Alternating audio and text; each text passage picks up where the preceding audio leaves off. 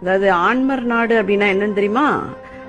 அதாவது இன்றைக்கு வெண்கொற்ற கொடை திருவிழான்னு சொல்லிட்டு கையில வெள்ளை கொடை வச்சுக்கிட்டு சும்மா ஜல்லு ஜல்லு ஜல்லுன்னு சலங்கையை போட்டுக்கிட்டு ஆடுறாரு இல்லையா, ராஜபாளையம்னு இன்னைக்கு சொல்லிக்கிற அந்த பாளையக்கார அந்த படுபாவிங்க வந்து பாளையம் பாளையம் மாத்தி வச்சாங்க. அதுக்கு பேர் ஆண்மர் நாடு.